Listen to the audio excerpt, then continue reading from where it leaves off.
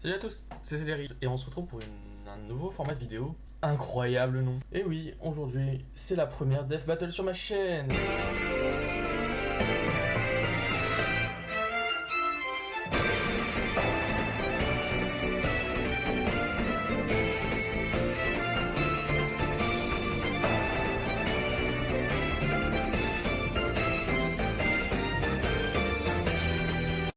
Mais en fait, c'est quoi en fait? Eh oui, il faudrait savoir à un moment ce que c'est une Death Battle. Eh bien, pour faire simple, on prend deux persos d'univers différents qui se ressemblent sur plusieurs points. Vraiment, genre ils se ressemblent, genre peut-être le physique, peut-être quelque chose qu'ils font, qui se ressemblent. C'est le but de se ressembler. Et on les fait se battre à mort. Voilà! Et pour l'épisode d'aujourd'hui, on va voir la Death Battle qui concerne Noctu Noir versus Roi Boo. Oui, la DB devait sortir sur Wattpad il y a 10 mois, mais bon, beaucoup de flemme et beaucoup de cours et flemme. Surtout beaucoup de flemme, oui. Mais bon, c'est pas grave, elle va sortir en mieux et bien plus travaillée sur la chaîne, quoi. Mais bon, sans plus tarder, commençons tout de suite avec l'analyse de Noctu Noir. Noctu Noir est un Pokémon présent en 3ème génération sur les versions Ruby, Saphir et Émeraude de Pokémon. C'est sa première apparition dans la franchise Pokémon, et c'est un Pokémon de type Spectre, et c'est l'évolution finale de Skelenox. Mais on va pas s'attarder sur ces jeux-là, parce que on va prendre un autre jeu Pokémon pour analyser ce personnage. Nous allons prendre Pokémon, Donjon Mystère, les Explorateurs du Ciel et du Temps. Noctu Noir, dans ces jeux, en est l'antagoniste. Et pour ça, un antago, il en jette. Regardez-le se PG. Mais bon, nous allons tout de suite voir ce qu'il peut faire. Commençons par sa force et sa puissance de frappe. Proche d'Universal. A combattu et vaincu Primo Dialga dans le futur. Et ouais, ça rigole pas quand même. Avec Masco et Celebi, Primo Dialga, qui est certes est une version moins forte de Dialga normal, mais qui possède tout de même le contrôle sur tout l'univers où il est présent, c'est supporté par le fait que lorsque Primo Dialga est vaincu, il change le cours du temps. L'univers se fait effacer et estourer, seulement grâce à Arceus. Donc ouais, c'est déjà un bon palmarès, mais vous avez pas vu le reste. Sa vitesse. MFTL+, c'est-à-dire énormément plus rapide que la lumière. Il est égal à Masco, qui a complètement dépassé Créelf, un être presque omniprésent, qui devrait être égal à un Pokémon comme Necrozma qui peut traverser les ultras, ainsi que le fait qu'il puisse combattre et garder le rythme contre Primo Dialga. Maintenant, sa durabilité. Elle est proche d'Universal. Même raison que pour la force et la puissance de frappe. Il a encaissé les coups de Primo Dialga, en même temps t'encaisses les coups d'un dieu, l'espace, bon d'accord, voilà. Le dieu... Non, qu'est-ce que je dis? Le dieu du temps. Oui, le dieu du temps. Le dieu de l'espace c'est pas le cas, enfin bref, c'est pas grave. Son intelligence, extrêmement haute, il a pu manipuler le monde entier pour se faire passer pour un explorateur de renommée, et il aurait réussi à tuer Masco. Lorsqu'il l'a pris au piège avec Spiritomb.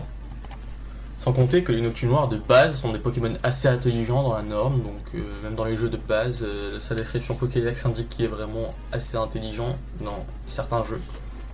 Donc on peut en déduire que Noctu Noir de base, même dans les jeux principaux de la série, est quand même très intelligent. Portée normale, mais bon, elle peut être augmentée avec l'utilisation d'attaques comme Point Ombre qui ne rate jamais leur cible. Faiblesse. Les attaques Ténèbres et Spectre, donc c'est dommage de se battre contre un fantôme, et ouais, dommage gamin. Ainsi que sa plus grosse attaque, Ballombre, qui peut renvoyer dans sa gueule. Et c'est tout pour ses stats. Bon, arrêtons les conneries, et sans plus tarder, voyons voir ce qu'il fait au niveau de ses capacités. Il peut l'éviter et traverser les murs. Normal, après tout, c'est un fantôme. Il a aussi le contrôle sur de multiples éléments avec des attaques comme les points élémentaires, donc point glace, point feu et point éclair. Et Vibriscure. Réduire la gravité avec l'attaque du même nom, donc gravité. Et oui, il faut être intelligent pour comprendre ça. Et il peut réduire les stats ennemis avec des attaques comme Gros Yeux qui baissent la défense ou l'attaque. Il peut aussi fatiguer l'ennemi plus rapidement avec pression, mais bon, ça ne sera pas un gros facteur car Roi Boo se fatigue pas du tout.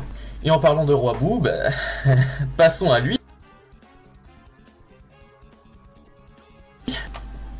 Roi Boo est un personnage récurrent des séries des jeux Mario.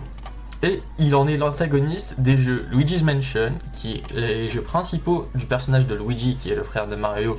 Mario, faut savoir quand même ça, sinon, bon, voilà, vous connaissez pas trop ça, ou alors vous avez genre, je sais pas, 90 ans. Il est l'ennemi juré de Luigi, apparaissant la première fois sur l'opus GameCube, Puis ensuite, une version différente de ce personnage apparaît dans les autres jeux Mario, tels que Mario Kart et autres. Voyons voir ce qu'il peut faire également. Sa force et sa puissance de frappe. Niveau Galaxy. Combat régulier contre les frères Mario. Il a même vaincu Mario 3 fois, ce qui est pas mal, même très bien. Qui ont battu à la suite des aides boostées par des grandes étoiles, qui lorsqu'elles explosent forment des galaxies. Éventuellement universal si le combat dure assez longtemps. Dans Luigi's Mansion 2, Catastrophe affirme à Luigi que le portail paranormal que le roi Boo a créé pourrait totalement détruire leur dimension à cause de l'activité paranormale juste démentielle si il était ouvert trop longtemps. Sa vitesse. MFTL+, c'est-à-dire énormément plus rapide que la lumière. Il peut combattre les frères Mario qui réagissent et contrôlent leur trajectoire lorsqu'ils sont propulsés par une étoile propulseur dans Mario Galaxy. Ils sont aussi capables d'éviter les attaques d'un Bowser, boosté par une grande étoile qui lui-même a intercepté le vaisseau de Mario avec ses météores. Donc faut le faire. Durabilité, niveau Galaxy. Tout simplement car il encaisse les attaques des frères Mario régulièrement. Endurance, infini. Notamment parce que c'est un fantôme et les fantômes de Mario n'ont pas besoin de se reposer. L'intelligence, plutôt bonne, parce que quand même, il commande toute une armée de boue et utilise des pièges assez bien conçus pour pouvoir piéger ses ennemis. Portée gigantesque. Toutes ces attaques sont à longue portée. Il peut même attaquer quelqu'un alors qu'il est dans une dimension totalement différente s'il crée un portail paranormal, le même que j'ai cité dans la puissance de frappe. Faiblesse. Les lumières intenses, mais cette faiblesse varie beaucoup parce que dans certains jeux, il peut être très bien exposé à la lumière du soleil et ne pas être affecté. Ouais, la logique est morte, vous inquiétez pas, c'est Mario quoi. Bon. Ces stats sont cool, mais bon, s'il y a que ça et qu'il peut rien faire, ça serait dommage. Donc, qu'est-ce que c'est que ses capacités? Roi Boo est beaucoup plus intéressant que Nocturne Noir sur ce point-là. Il peut créer et contrôler de la matière. Donc, c'est-à-dire qu'il peut le faire apparaître, par exemple, un manoir de nulle part. Donc le mec, c'est Valérie Damido Super Saiyan, hein, vraiment. Ils peuvent devenir invisibles et intangibles pour traverser les murs, un peu comme à la Nocturne Noire. Il peut voler ainsi que se téléporter. Mais surtout, Roi Boo peut créer des illusions afin d'enfermer ses ennemis dedans. Et donc se donner un avantage lors du combat. Il peut aussi créer des dimensions miniatures comme dans son combat contre Luigi dans Luigi's Mansion 1 et 2. Où il a le contrôle sur toute la dimension. Et peut enfermer des gens dans un tableau s'il le souhaite. Ces tableaux peuvent même capturer un gratte-ciel entier. Un gratte-ciel entier. C'est pas petit un gratte-ciel. Enfin bref. En sortir par soi-même est extrêmement difficile et c'est généralement une des win conditions pour Roi Boo. Enfin, Roi Boo possède aussi un contrôle sur les éléments comme l'électricité, le feu, l'air, l'eau et la glace. Il peut aussi attaquer en agrandissant sa langue et balancer des boules piquantes explosives tout en se servant de son poids pour écraser ses adversaires. Bon, et bah voilà, j'ai réussi à faire du coup cette analyse. Et mon dieu que ça aurait pris du temps. Non, en vrai, ça va, ça a été assez court. Comment ça a été assez court? Puisque je vais remercier un pote qui s'appelle Nitro Noir, sa chaîne est en description, pour m'avoir fait l'analyse de ces deux personnages. Voilà, donc merci à toi BG, je sais que tu passeras par là, c'est obligatoire que tu passes par là. Mais je te dois des crédits quand même pour ce que tu as fait.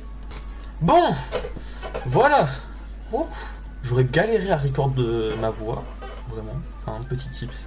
J'ai galéré à record ma voix, j'ai dû faire au moins 3500 cuts.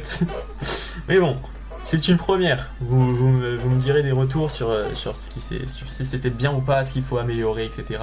Et en attendant, je vous laisse avec la Death Battle. It's time for a death battle!